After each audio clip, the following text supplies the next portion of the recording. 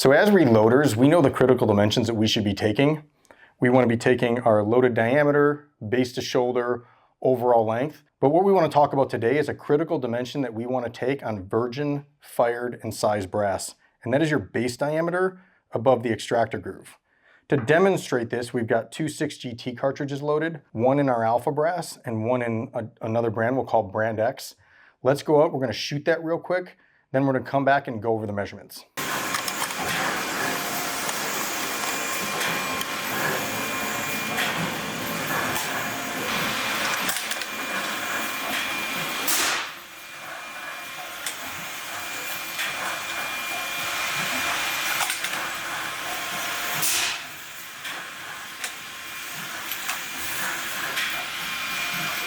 So now that we've fired the brass, let's take a look at the measurements. On the Alpha brass, our virgin dimension was 0.468, fired 0.4685, for a total growth of 0.5, so actually very little growth.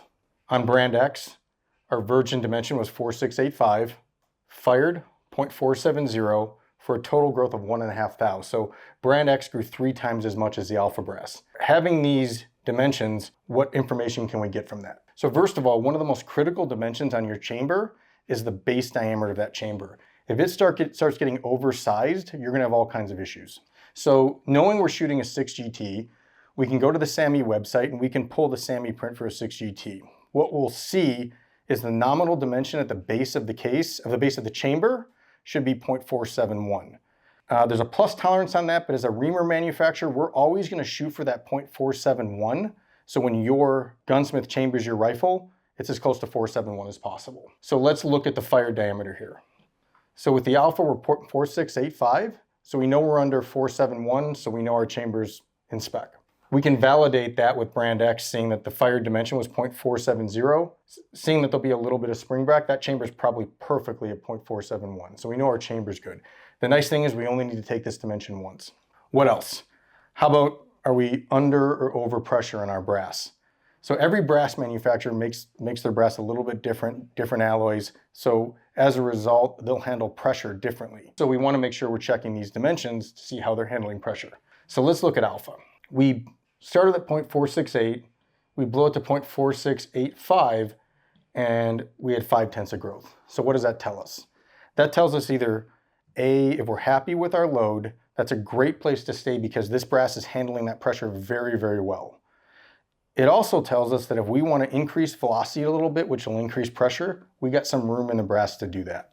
Why our brass doesn't plastically deform as much as some of our competitors at the 0.2 mark is due to the strength in the case. So from our tooling design, from our OCD technology, we are able to elongate the elastic portion of the stress strain curve, or the elastic properties of that brass. So as our brass deforms out to the chamber walls, grabs the chamber walls, and as that pressure releases and comes down, it's going to retract back down to size. So because we have that larger elastic portion, it comes back to size. We don't see that plastic deformation of the chamber walls and sticking to those chamber walls.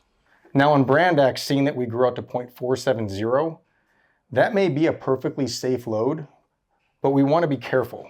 I would probably stop there, and if anything, I'd drop that load back down to make sure, because the brass is not handling the pressure as well, so it's telling you might want to drop pressure a little bit to make sure it functions in all conditions. This is not something that's uncommon. We expect to see this with the OCD brass because it is the strongest brass ever produced, so it will grow less than anything else on the market. So what else? How about sizing?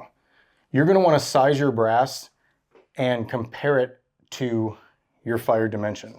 In sizing your brass, it works both ways. You want to make sure that you're not sizing too much and that you're not sizing too little. So let's say you size too little, what happens? You go to the range with that virgin brass that worked great, and now all of a sudden you're getting clickers. So at the top 20% of your bolt lift, it becomes heavy. And that's because the brass wasn't sized down enough and it's sticking to the chamber and you're having to force it out. That's the negative undersizing. Conversely, oversizing the brass is bad too. The analogy we always use is a paperclip. If I lightly bend a paperclip, I can do that indefinitely. But if I bend it more and more and more, it's going to fail faster. And brass is no different. So if we're constantly overworking our brass, we're going to reduce brass life. That's why this dimension can help you out to determine if you're sizing correctly. On that same subject, let's talk about small base sizing. So let's say you go to the range, you shoot your virgin brass, everything runs great, you size it, you take it back to the range, and now you got those clickers top 20%. You come home, you go on the forums, and you write what happened. Somebody is going to answer you and say that you need to small base size your brass. Now, if you're not taking this dimension, you don't know the whole story. So if you're told to small base size your brass, but you measure it and it's 0.4685, that's absolutely not the issue. And you can move on to something else and diagnosing something else causing the issue. Now, let's say this number is, you get your brass back from the range and this number is 0.471. Now, that thing blew out to the exact chamber dimensions. Now you order that small base size die, you size the brass, and it works again. But you come home and you use your standard die and you get the clickers again. So now you're in this cycle where you constantly have to small base size to get the brass to work. What this dimension's telling you is that you've overpressured your brass. So there's really only two solutions to the problem. One, you've got to lower your pressure, or you need to find a product that's capable of taking the higher pressures that you want to run. So it's very, very simple. If you continue to small base size, you're doing the maximum amount of work to that brass, and it's going to fail way sooner. Hopefully you guys found this information useful, and you'll add this measurement to your future reloading process. If you have any questions about what we talked about today, please leave them down in the comments and we'll do our best to answer them.